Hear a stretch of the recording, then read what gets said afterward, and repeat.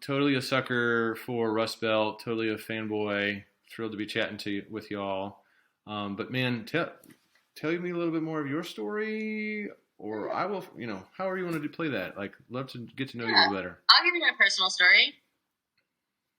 So I want to make this really big, though. I don't want to see all of my junk real quick. I want to try to go to full screen. Okay, there, much better. Now I'm like, how's my complexion? Okay. Am I really big That's on your great. screen now? That's fantastic. Okay. Really, it's the lighting. Yeah. Can you see half of my face? Yeah, you're good. Right? So I started with Rust Belt in June of 2019. I came from a Democratic farm school I was working with.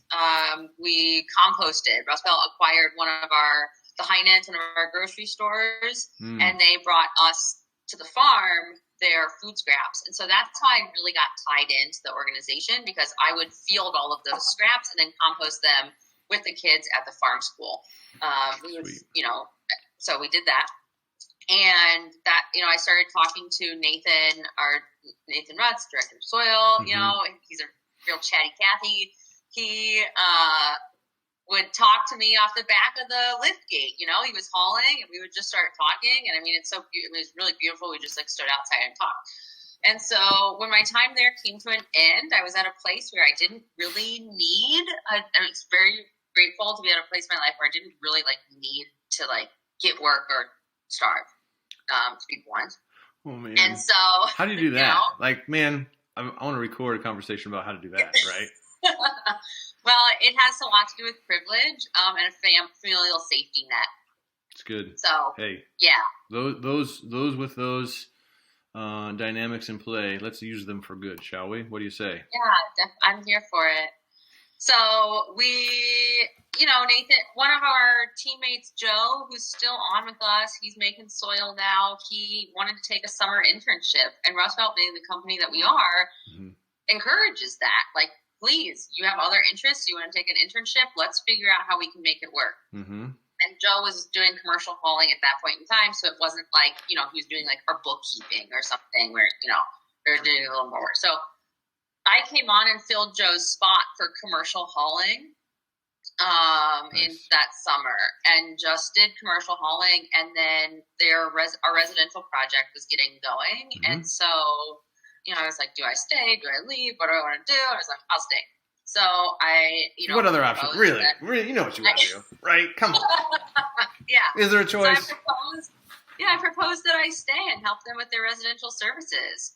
Pickup they just launched a drop-off program where it was people just brought us the material to our composting site. We were like, well, let's charge $5 a month. Seems really convenient. Mm-hmm. Didn't really put much thought to that. Then the Shaker Lakes Nature Center, in Shaker Heights, Ohio, was like, hey, we want to have drop-off bins here and provide it as an amenity to our members. People who are members of the Nature Center would then get a discount on drop-off services. It partnered well with their paper recycling program. They had a paper retriever, which is a bulk paper recycling program. Anyway, so those were our first two drop-off sites, and it was very early on in the beginning, right before I was really working doing the residential programs. When was that timeline? They launched those two drop-off locations in April of 2019, and I started in June of 2019. Okay. Yeah, and then our pickup service launched officially in September of 2019. Right. So bam, bam, bam, residential 2019, great. Drop-off, great. Hired staff, great. I have project management experience, and I have been integrated into the food system from when I was in college, farming, but then also just growing food and having a love of eating in my family. I like eating. So, yeah, it's great. And so, that has grown, and that's my role in Rust Belt. But I also think that personally, my interests in free schooling and non-hierarchical education for children deeply. I stand very firmly in those. Well, actually, the place where I stand the most firm is that every single child has a different way to learn. Oh gosh, and that's yeah. like there's humans no are one way. wildly diverse, crazy. Like, oh my gosh, let's put them all in the same mold and expect them all to do equally well. It's like bizarre. So yeah, and also the free school or the democratic school was really where I thrived as an educator, because I was able to like relate with the kids on a one-to-one basis in that immediacy of what they were experiencing, and was able to like work with them in, emotional intelligence and communal decision making, and like it was a one person, one vote, democratically run school. So the Russell, my favorite 5-year-old, and me, the 28, 29-year-old woman, both had a vote in what happened. Cool.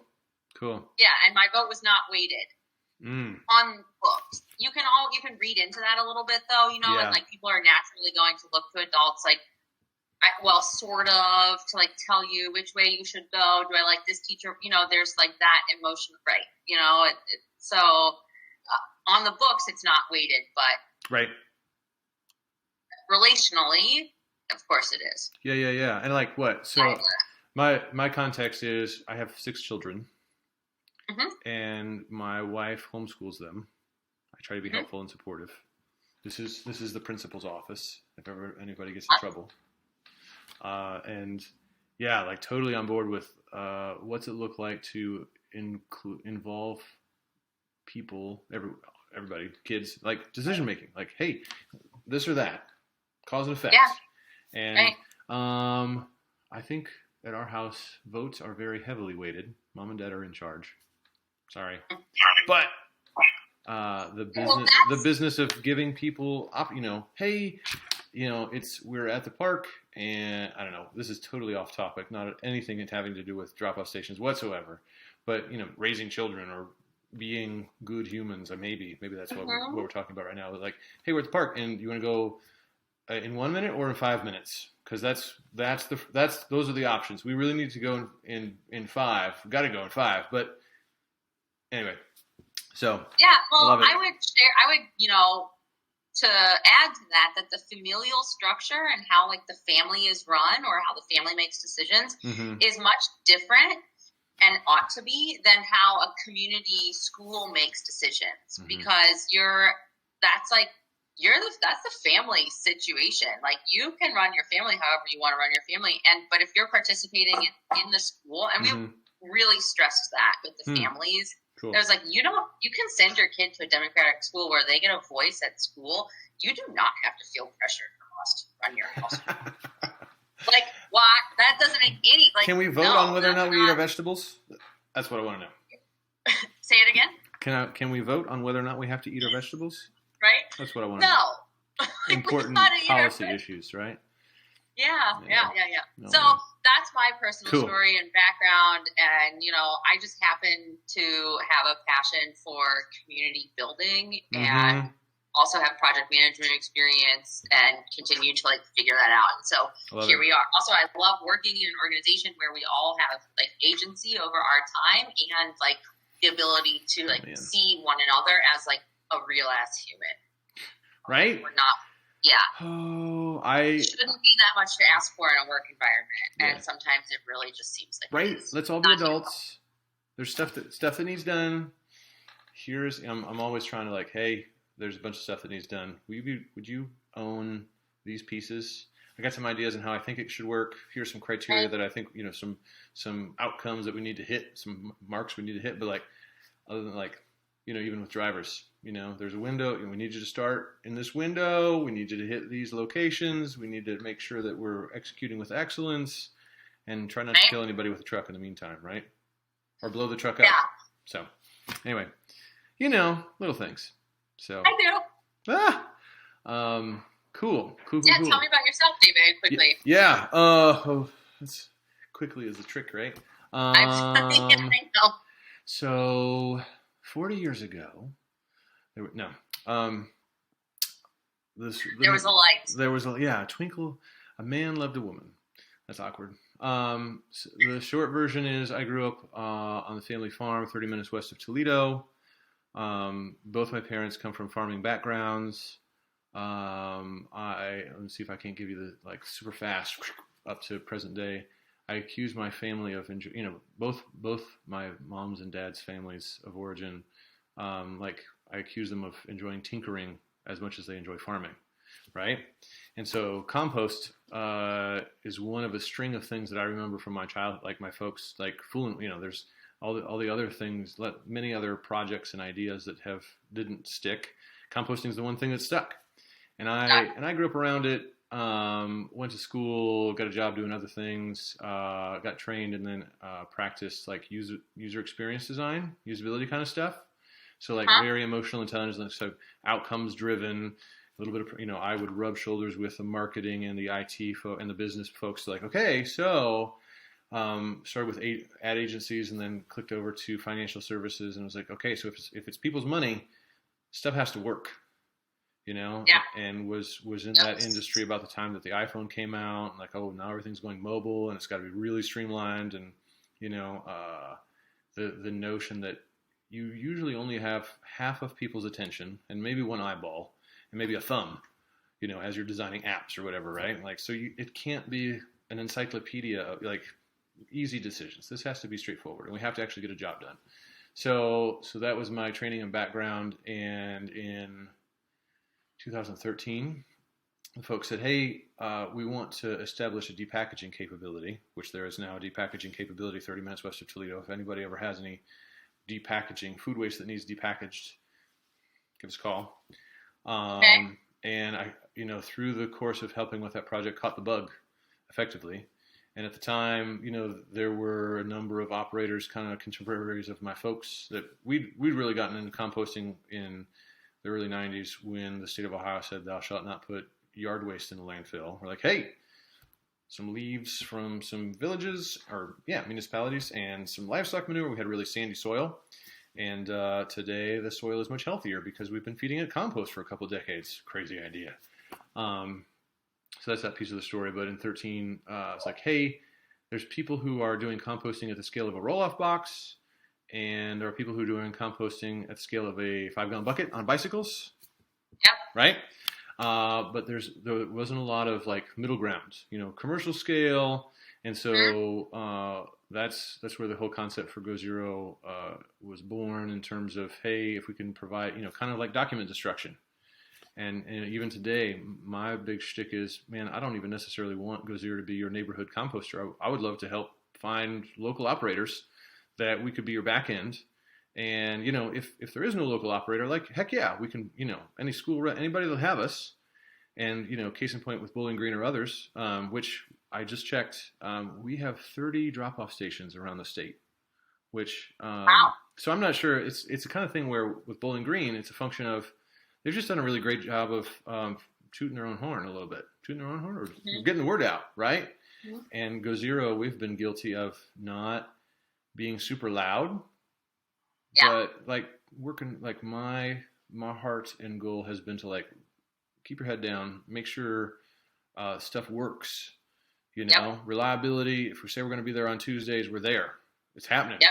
And, if in the course of trying to get there, we have 3 or 4 trucks that blow up, like we're going to rent a U-Haul and we're going to make it happen for you because we said we're going to. Yeah. Right. I totally got lost in the story, but we had our first customer in 2016, and by the very next year, people had started saying, hey, you got this cool commercial thing going on out with carts behind schools and restaurants. Food services, primarily what we've done. It's ceased to be so much a David Andre story, but a little bit more GoZERO story. Right. But I suppose they're interwoven, right? So by spring of 18, our first drop-off station was a function of being member supported, where people are signing up for $10 a month. Here's a bucket, keep track. But more and more, we're seeing models like Bowling Green. Oxford was another early one, and Upper Arlington. There's been a lot in Central Ohio that have been just municipally sponsored, and public-private partnership. And I think we're drifting into the meat of what hopefully it's helpful to you on the day. Like at the end of the day, like GoZERO, we'll be happy to place carts with whomever it is that will have us. Right. We'd love to do it for free. It costs money. Sorry, they don't give away Yeah. diesel fuel, and my drivers won't drive for free.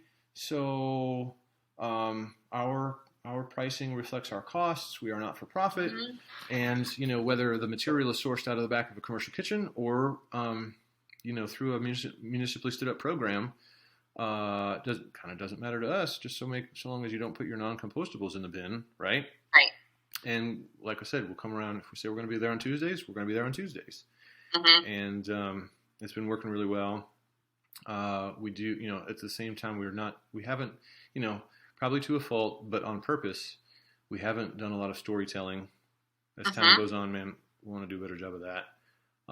But back to the premise of, hey, we want to do a few things really, really well.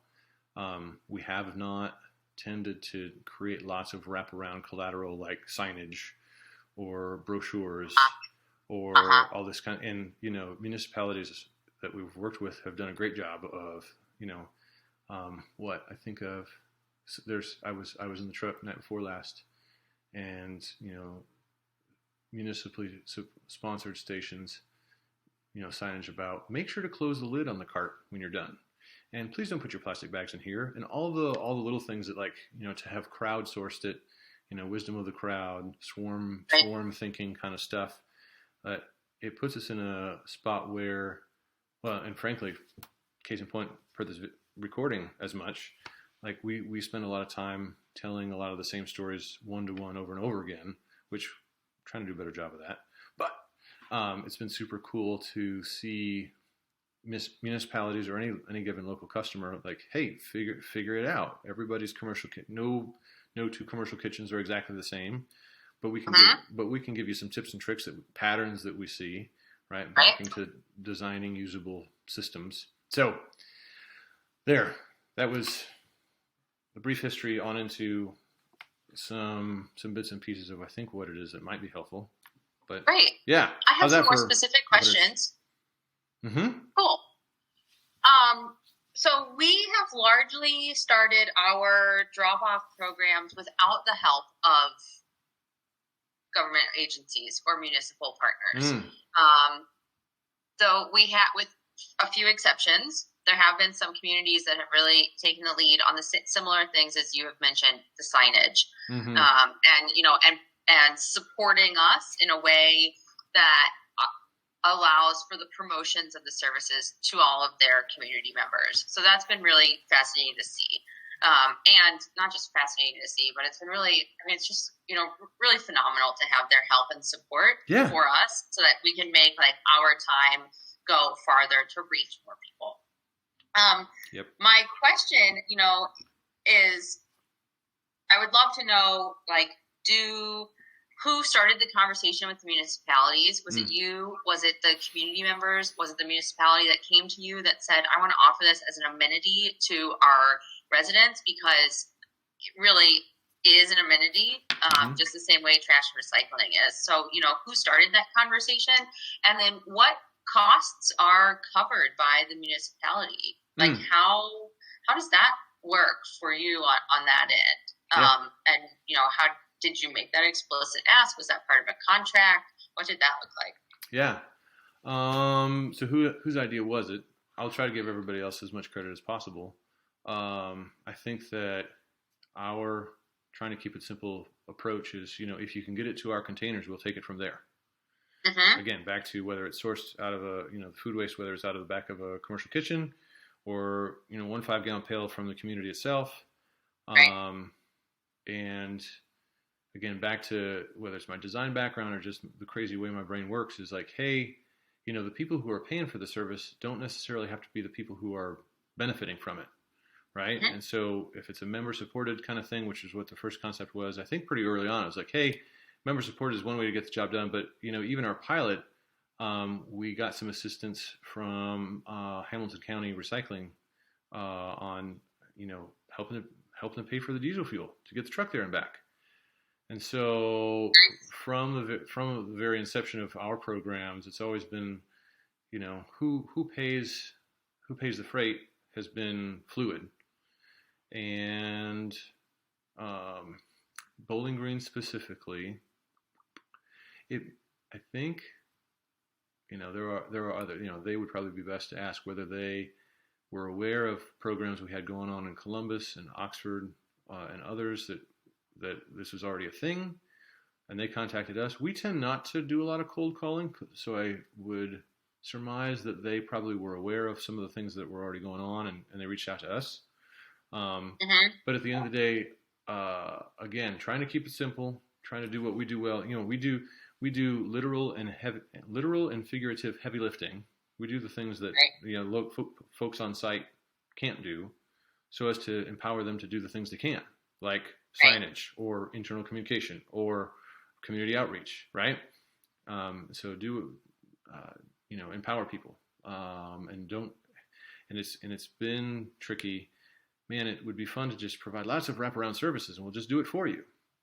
But the nature of these types of programs don't lend themselves to that. I don't know about you guys, but we absolutely have stubbed our toe on being too hands-on or too wraparound, and providing services for not, it costs money.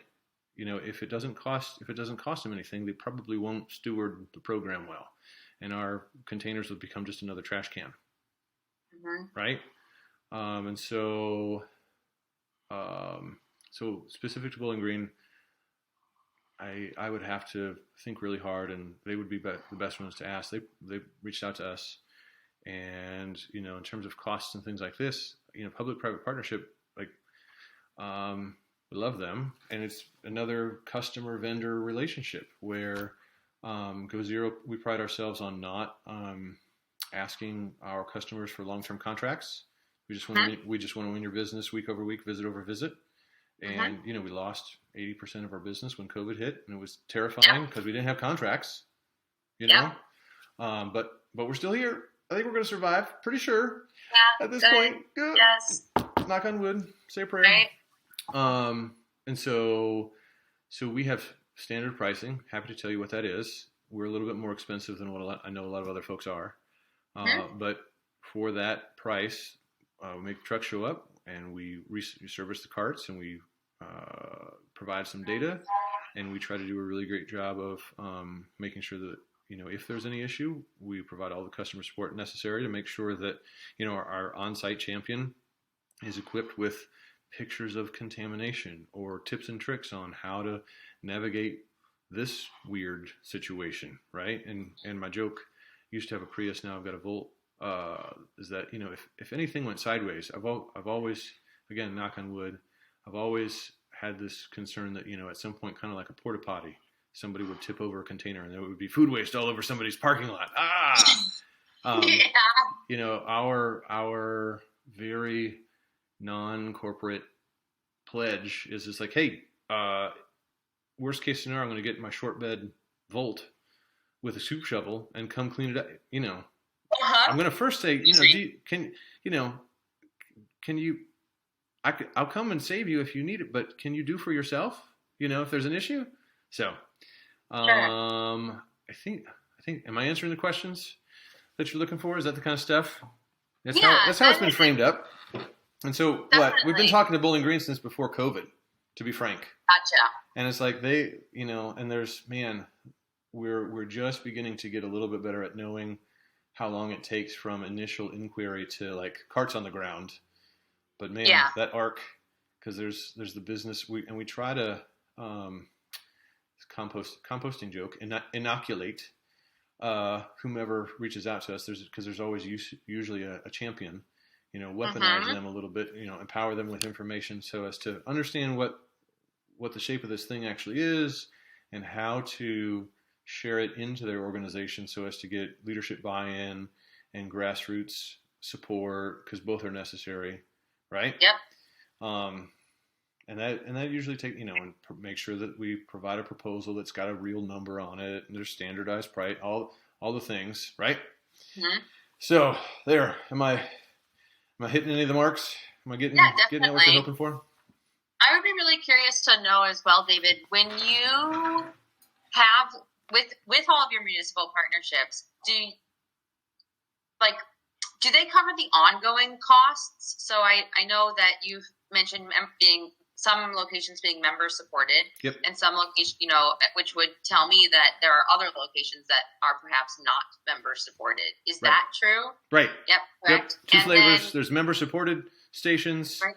which are typically paired with a commercial, like hey, there's a restaurant they want to, there's a commercial location, they want to offset their cost of their own composting, so they're going to open up their containers and host a member supported station. And we, GoZERO, manage all of the admin and overhead. And month over month, we go halvesies, more or less. Yeah, halvesies on the proceeds from membership, and it just becomes a credit against their commercial services. That's the member supported model. Locally sponsored is Bowling Green, and they, month over month, we send them an invoice for however many carts, however many times we came around. And again, it's very do-it-yourself so far as it has to do with the on-site programming. On-site programming.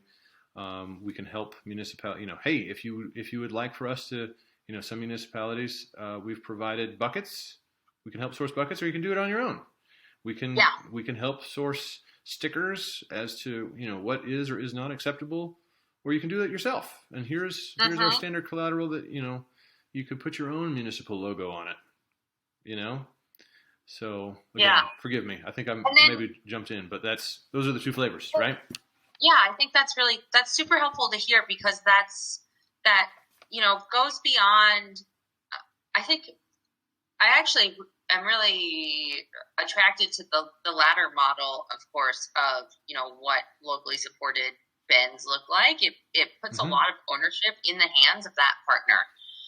Which I think is key. I could also see that having ownership in the hands of your partner lessens your back end work of, like, while you do have customer service support, you may also have less, or rather, it sounds like you definitely would have more champions or bandwidth to, like, field some of those questions anyway at that location. Right. Is there some sort of, like, onboarding that you do for those partners, for those locally supported partners, for them to know? Or is that, like, something pops up and then you resolve it, something pops up and then you resolve it? What's that process like? Informal. Right? We're getting better at knowing, the handful of things that we should front load a local champion with. And even trying to get some of those things written down, and, like, trying to figure, again, back to usability and reusability and scalability, and not having to have one-to-one conversations over and over again on the same topics all the time, which is like, hey, love to take care of people. Oh yeah, you know about that too? Okay. Love it. Like, oh my gosh. And that's the fun stuff. That's the fun stuff of, like, hey, I like to say that we typically don't make cold calls, because if we have to start from zero and, like, hey, composting's a thing, carbon sequestration is a thing, that's a really uphill climb, steep, right? But if we've got somebody like Bowling Green who calls us and says, hey, interested in trying to figure out how to make this work, we love composting, we get it, then all we have to do is piece together, connect the dots on the how. And then, it's like they're already at the top of the roller coaster, and it's like, boom, here we go. We're on our way. And even that takes a little while. You get the idea. But so the onboarding is not formalized. Absolutely, there are, as an issue comes up, let's address it. Small business, building an airplane in the sky, always. Herding cats, always. Always, yeah. And, like, I aspire and dream about getting great at capturing all those little gotchas, because somebody's going to have this, we joke internally about the number of times that we've been asked whether or not tea bags will compost. And, probably I've wrote down a couple sentences somewhere at some point, and the irony is, it depends. If it's a plastic tea bag, then no. However, if it's totally paper and fiber and even the tiny little staple will probably rust down. And you're no stranger to the orthodoxies of compost, whether you're, like, purists must be absolutely organic, Like, hey, love that, do that, you be you. Or, hey, we're just trying to, like GoZERO, we tend to go broader spectrum, like anything, bring us your paper towels. Right. Bring us your certified compostable plastics. The whole point is Yep. like, we're trying to get as much material out of the landfill as possible. Let's get her done. There's this spread of, gosh, I don't know how to say it any differently, but compost orthodoxies, right? So, so that's onboarding. That's incidental address. That's what we do is, give us a call, send us an email, and we do too, most commonly it's issues of contamination. Per service visit, we've got infrastructure in place where the driver is taking pictures, taking notes. Hey, we need to talk about this because it's not getting any better if we don't talk about it. So, anyway. Who handles those issues of contamination? Is that you directly with the partners, or is that the partners and the people using the service? So if like Bowling Green had like continued contamination over and over and over again, would you, what recourse would you have? How would you deal with them in that way? Yeah. So the process looks like, again, we've got a couple different mechanisms for capturing those, those issues, discovering those from the field. And then Jameson is our guy. We've got somebody internally who's, the next day, within a couple hours that morning, like, hey, so here's some pictures. Keep it objective. We got to all be adults, and it's not punitive. It's affiliative. Like, hey, only you can prevent trashy compost. We need your help. We can't do it without you. Yeah, totally. And we've only had like a handful of locations where, for whatever reason, the culture and scenario of the particular setup was such that there wasn't the ability of the on-site champion to affect change. We ultimately got to a spot where, hey, we just need to ask for more dollars for the trouble of separating your Coke bottles and rubber gloves out of this stuff. Yeah. And, it absolutely can be demoralizing and frustrating and even make, I've been there. I was, again, night before last out in the truck, like there was a couple locations like, hey, we're trying to compost over here. Yeah. Right? This is not, to be tongue in cheek. We're not bailing it and putting it on a boat to get lost somewhere between here and China. Mm-hmm. Right? It's real. And that's been super cool is that early on I was afraid that we were going to make a nuisance of ourselves, but we found that in chatting we've got people and they're paying for it and they value it and we want them to compost and they want to compost and everybody wants to be successful. And so like, here is objective information with ideas on what to do. And those champions, 9 times out of 10, oh, hey, there was some new staff. Or our custodial crew, we swapped out vendors, and so that's why everything changed. Like, right, yeah, and there have been locations that have been like, hey, we can't pull it off. Which is like, okay, sorry to see you go, but sure. So that's the process. Communicate into the organization. We what? It's very, I don't know if it's American. It's very American, but due process and fair notice. The idea of due process and fair notice. And so like, hey, this is an issue. And by the second or third time we're having a conversation like, hey, so if this continues, if this, then that kind of stuff, like, we're going to be in a spot where we are going to, love you, but need to charge for the trouble of dealing with this. And this is what it's going to look like. And you can, the last thing we ever want to do is surprise anybody when there's additional line items in their monthly invoice. Yeah, sure. No surprises. Yep. So you got it. There. Gotcha. That's the magic. Yeah, so what I'm taking is that in your partnership with Bowling Green, they really were the champions from the get-go. And they started the conversation with you and they provided the infrastructure and startup costs. Would you say? Yeah, I mean, I read into that. You didn't say it, but I read into that. Right, absolutely. So the signage, whatever little piece of concrete or the dumpster corral, the cost of doing communications, the buckets themselves for residents, that's all on them. And our service, it's a service. when would you like for us to drop off containers? And do you want us to come weekly or every other week, kind of thing? Here's our standard pricing. As you are figuring it out, which is a little bit heartbreaking. It's like, oh man, I wish that we could just crank out another Happy Meal and produce millions of them. But like I said, we've stubbed our toe on being too wraparound in a lot of instances. So it's better that we go where we are invited, right? Rather than try to force ourselves in on everyone should compost right now. Yeah, that definitely doesn't work. It doesn't work in a lot of ways that way, especially, anytime that you're really trying to force a change onto somebody, it's probably unethical, potentially, right? Or B, you're just going to run into a dead wall, over and over and over. You're going to do a dead end over and over again. Yep. And that's why, the most success that we have had from our, to use your language, member-supported locations comes from when there is really a champion from within, right, or on the inside. Right. Additionally, the same thing for people who are even we find a lot of churn in our commercial clients who are schools when there's one school environmental group who's running it from the inside, and those kids all graduate, and then it just doesn't work anymore. It's wow, they carry so much from the inside to make this happen that and what are these anybody really, but in this instance, students are going to listen to you and say so you guys are telling me to not compost, but nobody's standing there monitoring the cans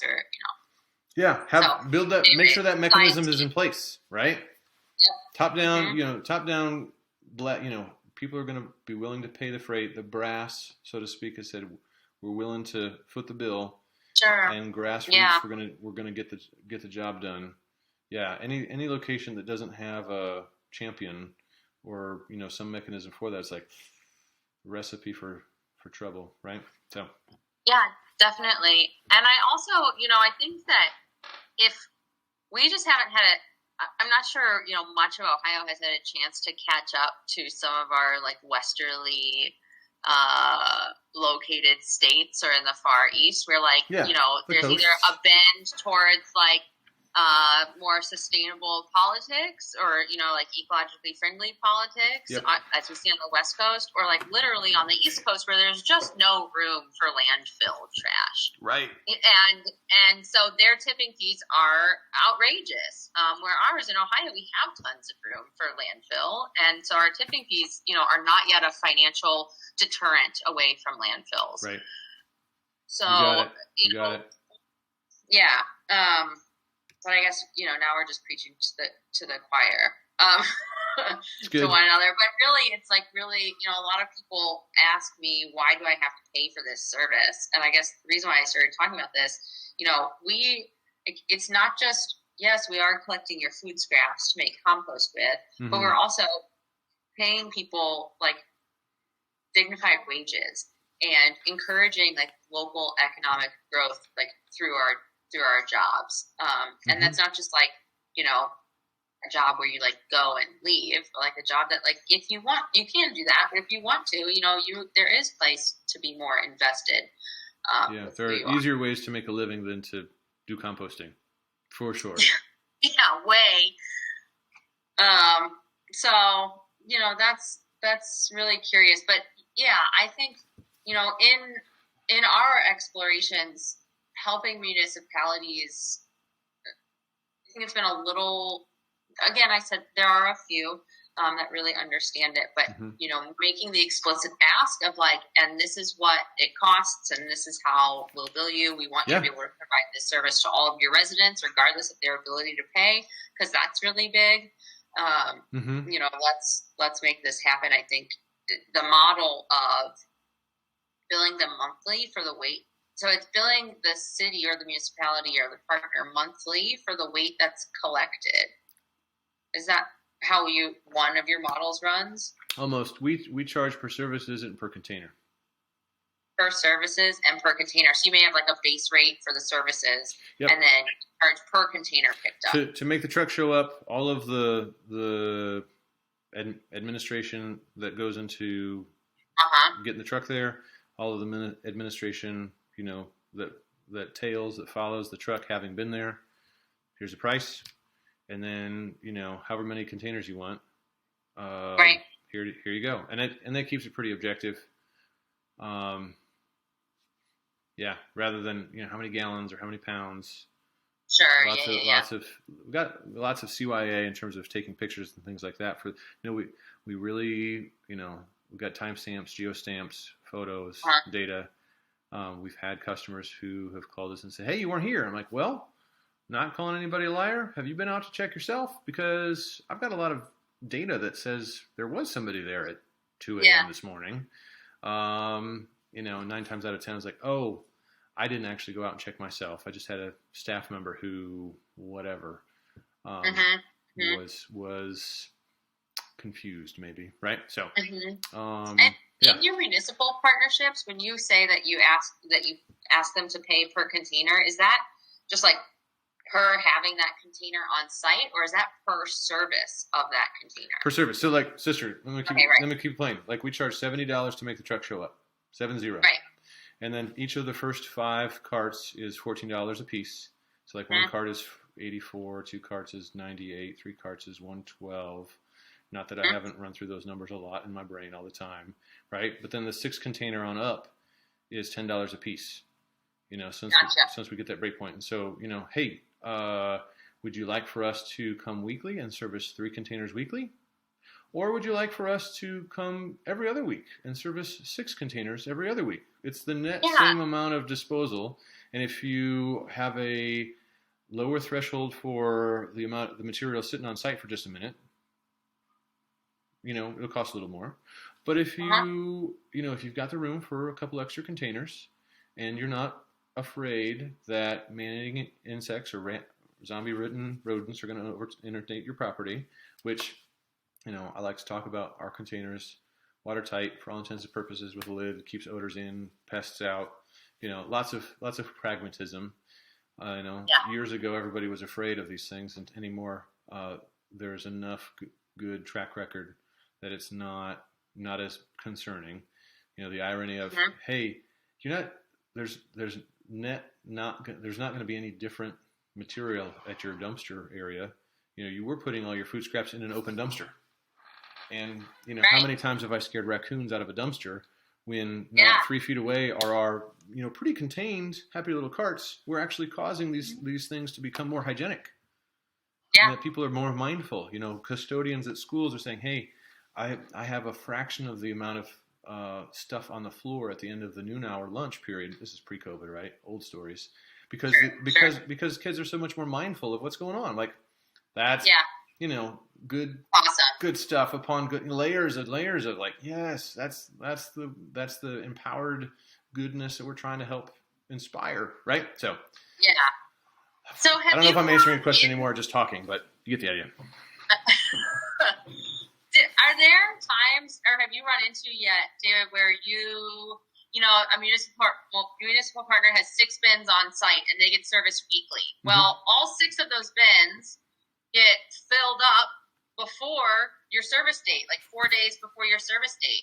Talk to me about, how you respond. I'm sure, I could imagine, but I'd love to know how you respond to that. And then is there an additional incurred cost for that, like, extra pickup? Yep. I would assume. Yep. If we screw something up, it's on us. But, hey, it's been half a week and your containers are already full. Well, what do you want to do about that? We can make the truck show up. We can drive across town and drop a couple extra containers whenever on an emergency basis. Like, absolutely, let's get her done. Tell us what you want to do. And again, it's all standard rates, so it's not. Oh, let me. I think in the waste industry, or even lots of industries, it's like, oh, let me talk to my manager over. It's like a used car salesman. Like, oh, let me see what it's going to cost you. See what you like. No. Nope. Here's what it costs us to get there. Even when we get locations that are a little bit further afield, we've got a standard protocol for, hey, if we need a couple extra bucks for mileage, just to make sure that we're paying for fuel and the driver's time, that's their butt is going to be in a seat driving to your location rather than servicing another 2 or 3 locations. So we just need a little help, you know? Yeah, So sure, yeah, if there's an totally. issue, like I said, you know, worst case scenario, like I'm getting in my short bed Prius and coming with my push broom, but I got one of those. right? I call it my tiny minivan. Yeah, right? It's perfect. Great. It's amazing. It fits 3 bales of straw, and 2 wheelbarrows I've gotten in there. Like, they're small wheelbarrows, but I did get them both. The trunk was minimally open. Right? I have pictures. But How many there's carts one- can you fit in a Prius or a Volt or a Yeah, it's incredible. Mm-hmm. So, gotcha. So then there's so my concern would be that the customers would be upset, and if they're like, or the members would be, sorry, the people using the program would be upset if their bins were full and they showed up and they couldn't dump their materials. Yep. Where do you, like, talk? I mean, there'd be a difference. There's members supported. I take it where they're paying monthly. But in the community-driven ones, are the members still paying a fee? And what happens if they show up and they can't drop off their materials because the bins are full? And caveat, this probably doesn't happen a ton, but these are some of the issues that sometimes happen that I'd like to hear your experience on. Yeah. I'm trying to how do I distill it down and to keep it as simple as possible? You know, when we get emails from people, you know, yeah, hey, carts are full. I think that in a municipal case, typically, you know, an on-site champion or even a member supported, you know, if it's outside of this restaurant, coffee shop, or juicery, there's somebody who's got an eye on the carts that if they're getting kind of full, that signal would come in through the champion before we'd ever get something from individual participants, right? So there's that dynamic. And even to front, that's one of the things. Front load, hey, keep an eye, let us know. You know, this is not a set it and forget it, never think about it again kind of thing. This is you know, you don't have to do the heavy lifting, but we need your help keeping track, right? We're not. Yeah. I can't afford to be in the cafeteria goaltending the bins, and I can't afford to be at your dumpster area monitoring how full the cart. You got to do for yourself. Self agency, or you know what have you. Yeah. There have been instances in the last year where carts have been full and individual members have been in touch, and we circle back with the host location hey, here's the situation. We got notice not through you but through someone else. Aren't we glad that we G.I. Joe, knowing is half the battle, right? I think G.I. Joe said that, right? Anyway. So what do you want to do about it? Right? I don't remember. It was the 80s. So what do you want to do about it? And there have been circumstances where the truck's going to be there in 2 days, and we're going to just hold our breath. That's the best we could do. It's been really challenging, and I don't have a good answer. And when you figure it out, let me know, please. Where if we've got a restaurant customer who's shut down, done, no longer generating food waste at that location. And they have a member-supported program where individuals are still bringing food scraps, maybe more so because they're eating from home more, to those bins. That's what we found. Right? Yep. Right? Huge increase in material at the very beginning of COVID and in residential subscribership. Right. Hey, we're still servicing the carts. We're maybe not servicing them as frequently, or we're scaling up or back the number of containers that we've got, but we're making it, we've got individual community members who, we've got a commitment to do a thing. We're going to do what we said we were going to do. We'll figure it out. But restaurant in particular, that is an interesting model where, hey, pay if you can, had been the premise, a couple years back, which is great until, we had just a couple people paying membership subscriptions. The restaurant was not operational whatsoever, and the community was very on board and filling up carts. And it's so then we've got paying members coming, and those who are not paying because they couldn't, presumably, the carts are full. Or there was a municipality at one point that discovered that there were local businesses and even a school that was using their for residential use only carts and filling up their containers. Hey, so I suppose that's composting fraud or something. right? Fraudulent. You're breaking the rules. That's not how it's supposed to work. Yeah. I don't have a good answer other than communication. Right. Like the municipality communicated with the school and said, hey, if you want to hooray for composting, good job, and sign up for your own dang services. Right. And the restaurant that was not operational and the community was so on board but not supporting it with their memberships. We online, and I'm not sure if we ever did a really great job of getting on-site signage, communicating, like, hey, we can't do it for free. Please go online and sign up for a membership so that this works. Because otherwise I'm just burning diesel fuel for free. And like, I won't be here. Our prices, the whole premise is we want to be here next year for you.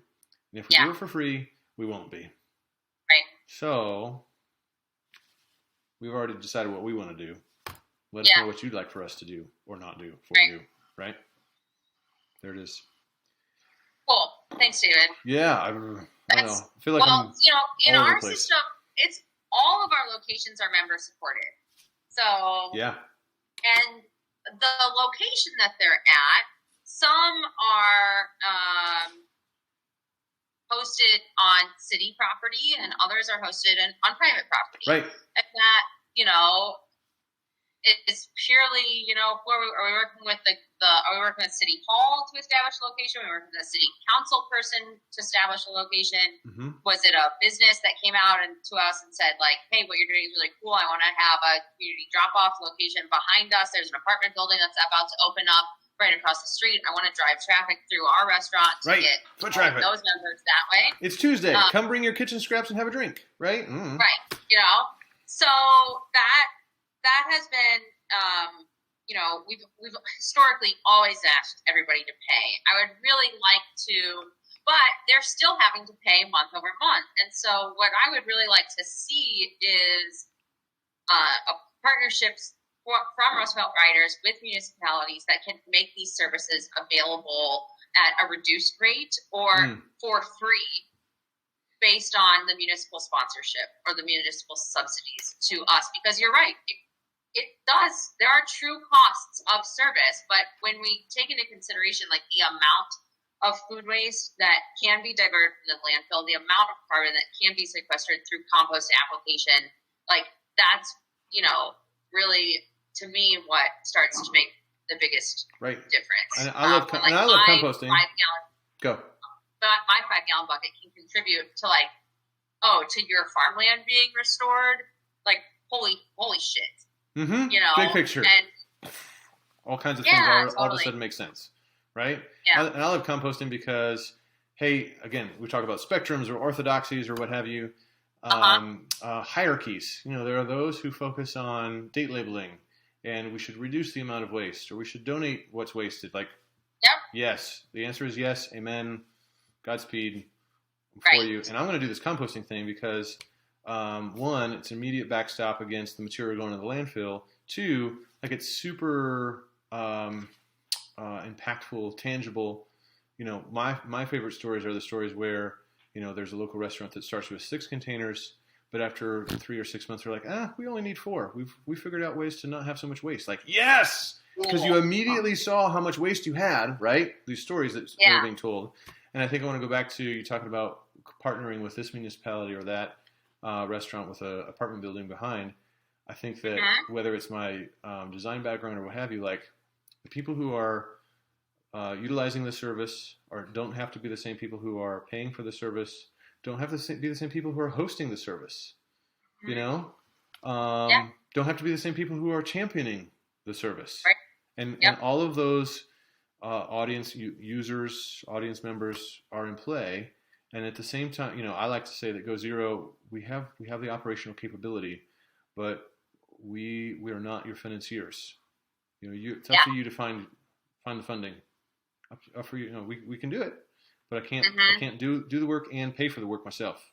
If you can help me pay for the work, we're talking. So with municipalities, whether it's a silver bullet. Like I oversell the idea. I'm just having fun talking shop on a Friday afternoon with a dear friend. all we're doing is taking a page from the recycling industry's playbook. Like, this is nothing more than a recycling center from the 1990s before we had curbside recycling.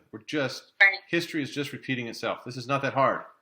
Yeah, except that this composting is actually something that is going to make a difference. We're actually composting. We'll be here far into the future.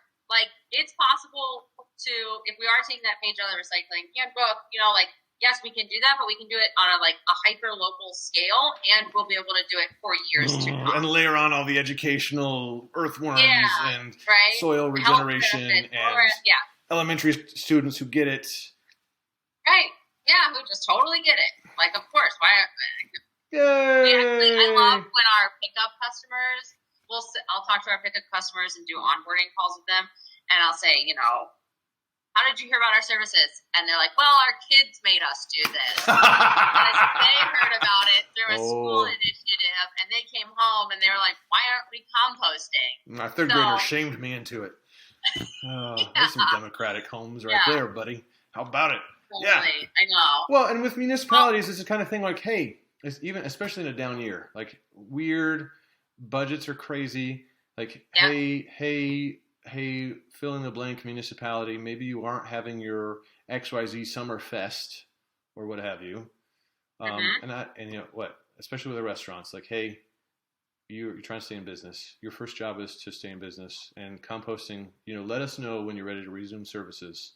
We love you and we want you to be around. So what have you. Yeah. But with municipalities, it's been super cool. For a couple grand a year, could you find a couple grand, the kind of impact, hey, huge impact for a very minimal investment when looking at a municipal budget. Minimal. Right.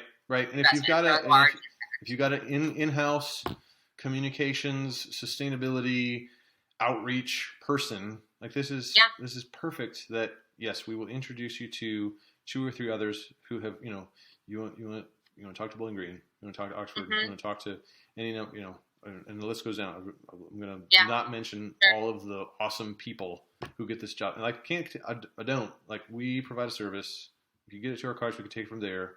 And all the super cool programming on top of it is totally do-it-yourself, self-agency kind of stuff. It's kind of a no-brainer. Would you like to get out in front and be able to brag? I mean, it's been since before we were operational. I have dreamt that, crosstown rivals, rather than the football teams competing, who's doing a better job of composting? And it's not just, we composted more material than you. It's we were actually smarter about it. Yeah, sure. It's not I can go to the store and buy some bagels and throw them in the bin, but that's not what we're doing here. Right. Anyway. Well, I have a pretty hard stop time here. It's just about 3. I got to get going, but I really, really appreciate you taking the time to talk with me, David, about this. It's really, really helpful. I'm already churning on how to blend what we have going on. And, how does it strike you? Would you be interested in having a panel discussion on public-private partnerships? For sure. Is that something you think you would? Okay. Yeah. Well, I'm going to reach out then to the community composting channel and see if we can't get something happening, because I think that I know that I've spoken with 2 other community composters besides the gals up in Central New York who are doing it. Mm-hmm. Good. So yeah, it's happening. Totally into it. It's totally, cool. It's 100% local. Let's get the word out. Yeah. When you discover the next quantum leap that totally, it just works. Stuff's happening. Call me. Share that. You get off the phone with the municipality you just figured it out with. Pick up the phone, call me hey, this thing just hey, guess what? That's my ask. Right? Yeah. Well, so there are 2 things. I really wish I had more time to chat. I do have to go. Yeah. I'll follow up in an email. There's some tech that we use we use this app called Better Bin. Have you heard of it? Okay. I don't know if it's something you would like to pitch to your municipalities if there ever is consistent contamination use, but it's really they have done a Awesome. really good job. Cool. Like our folks use it. We have about 100 people that use it every month across our like 1,000 or so drop-off subscribers. Sweet. And it's just really, really kicks ass. Nice. Yeah. I've seen it. I think I get it. At some point, maybe should take a look at it. You need to go. Let's talk more soon. I do. Happy Friday. Yeah. I would like to maybe we'll pick up another 30 minutes or so to like flip through some of those details. I'll send you a follow-up email. That sounds perfect. Really appreciate it. Yeah, for sure. Glad to meet you. Share. Likewise. Yeah. Have a good rest of your day. Appreciate your time. You too. Bye, David.